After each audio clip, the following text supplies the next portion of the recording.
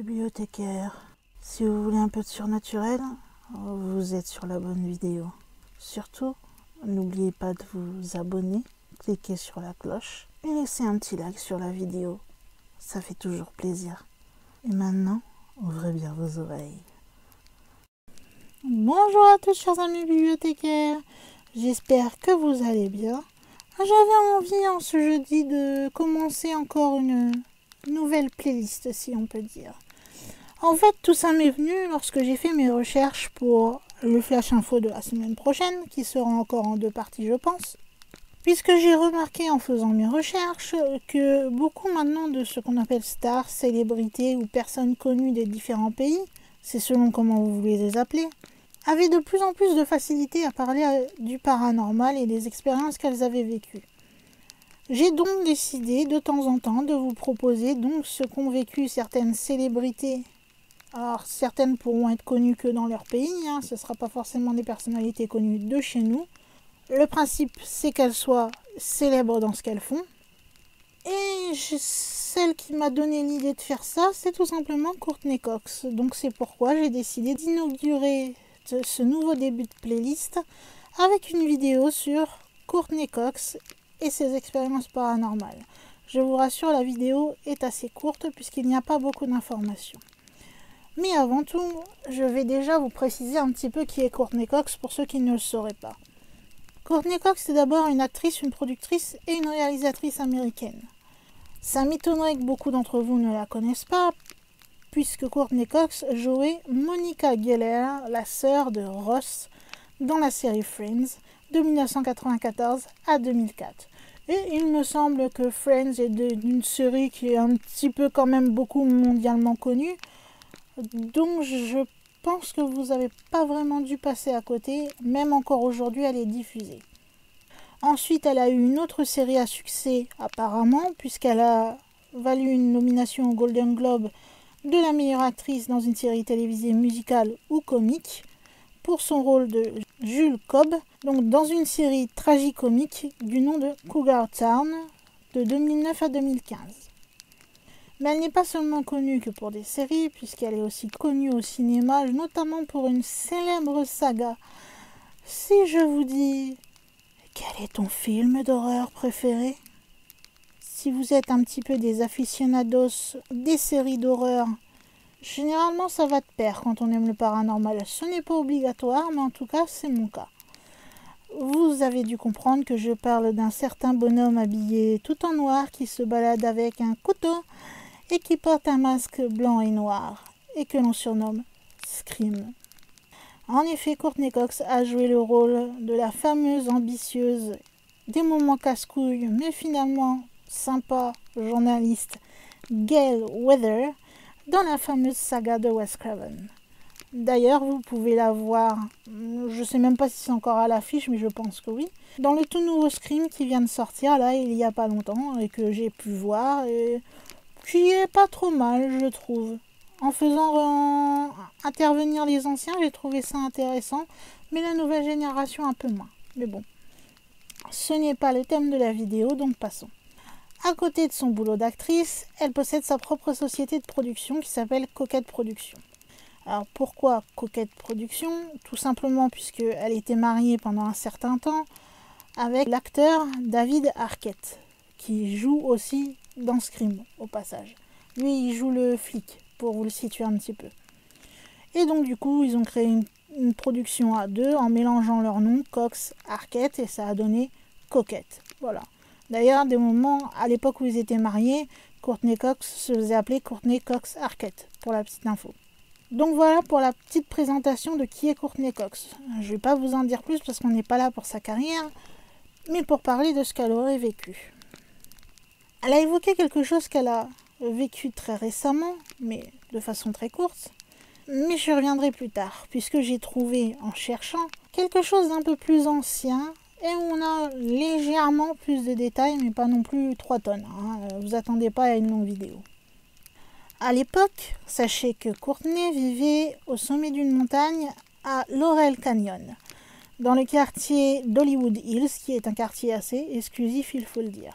Cependant, elle a décidé un jour de faire ses valises et de partir très vite de cet endroit. Pourquoi? Eh bien, apparemment, elle ne vivait pas seule, elle était accompagnée d'un fantôme.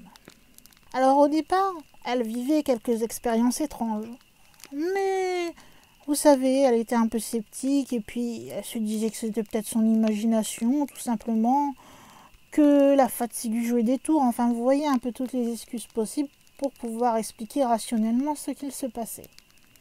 Pourtant, elle avait des amis qui lui ont dit qu'ils sentaient certaines choses, comme par exemple son professeur de théâtre. Et là, elle le dit elle-même. Mon professeur de théâtre avait l'habitude de venir me rendre visite et de toujours dire « C'est bizarre, cet endroit me donne une sensation bizarre. J'ai toujours l'impression d'avoir comme des courants d'air. » Elle a déclaré ça dans une interview qu'elle avait donnée au magazine américain OK. Alors elle a fait comme si de rien n'était, elle s'est dit c'est juste son ressentiment et puis voilà. Puis ce fut une de ses amies qui est venue passer la nuit chez elle dans une chambre d'amis, qui lorsqu'elle s'est réveillée le lendemain a révélé à Courtney qu'elle avait rêvé d'une femme vêtue de blanc qui était assise juste à côté d'elle pendant son sommeil. Malgré ce deuxième témoignage, encore une fois, Courtney a refusé de croire que quelque chose de paranormal pouvait exister chez elle et qu'un fantôme pouvait vivre avec elle. Ce qui l'a fait changer d'avis, c'est tout simplement un œil étranger, on va dire. Quel est cet œil étranger? Eh bien, tout simplement, un livreur UPS. Je ne pourrais pas faire mieux qu'en vous citant Courtney Cox elle-même. Je n'y croyais pas au début, jusqu'à ce qu'une situation se produise. Et il n'y avait aucun moyen de ne pas y croire parce que le gars du PS a vu quelque chose derrière moi. Et j'en avais assez entendu. Un jour, on vient sonner à ma porte et c'était un livreur. Il me dit « Vous êtes au courant qu'il y a un esprit dans votre maison ?»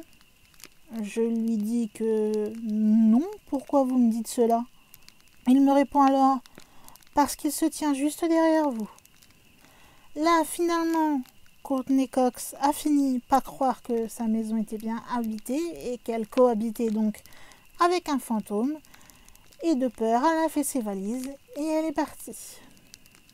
Personnellement, je ne sais pas si j'aurais attendu qu'un étranger me confirme qu'il voit un fantôme pour commencer à me poser des questions si des choses bizarres arrivaient. Surtout si des gens que je connais ou des amis vivent des choses eux aussi bizarres, j'aurais commencé déjà à me poser des questions.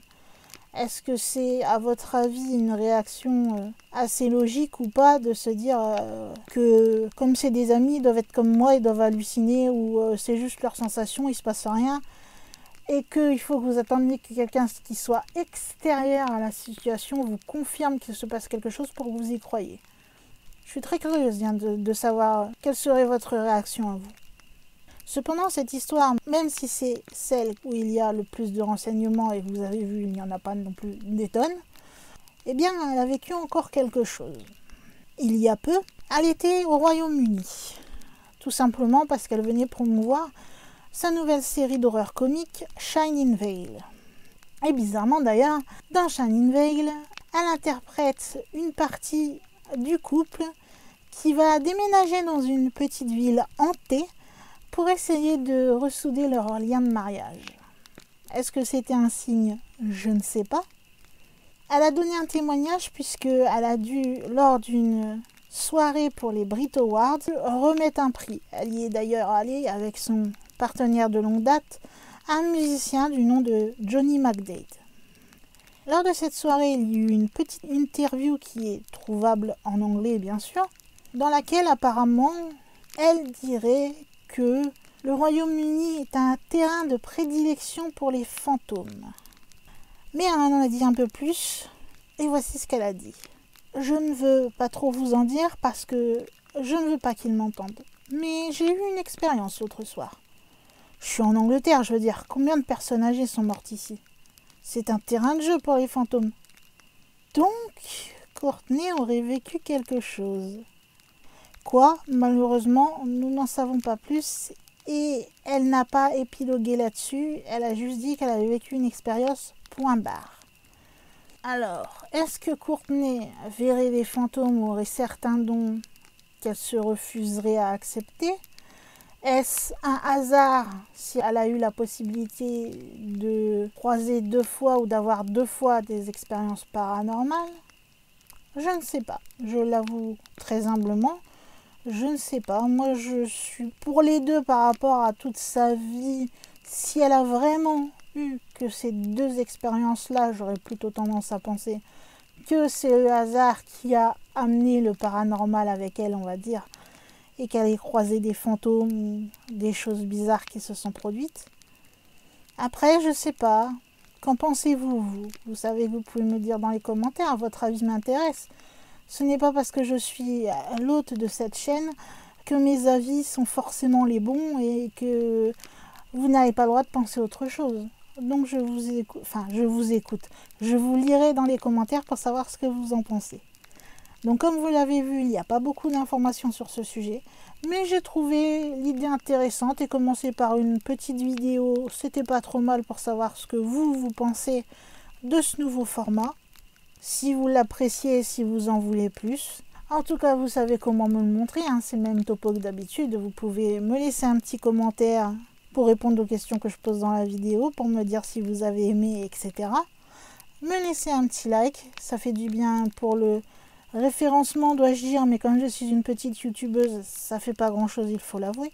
Vous abonner si ce n'est pas encore fait, plus on est nombreux, plus on s'amuse, vous le savez très bien. Et puis surtout, plus on est libre de parler paranormal entre nous, sans jugement, encore une fois. Vous pouvez aussi vérifier que votre petite clochette est bien activée pour recevoir toutes les notifications de la chaîne. Et surtout, le plus important, n'oubliez pas que vous pouvez partager partout où vous le pouvez. Et que c'est justement grâce à vous que je peux en plus gagner des abonnés. Car certes, mon travail y fait quelque chose, mais si certains ne vont pas forcément sur ce genre de chaîne, et si vous en parlez ou partagez avec d'autres, peut-être seront curieux et cliqueront et finalement aimeront et se retrouveront parmi nous, parmi vous tous, mes bibliothécaires. En tout cas, trêve de bavardage, je crois qu'il est temps en tant que gardienne de la bibliothèque de fermer les portes de celle-ci pour aujourd'hui et de vous dire à une prochaine vidéo.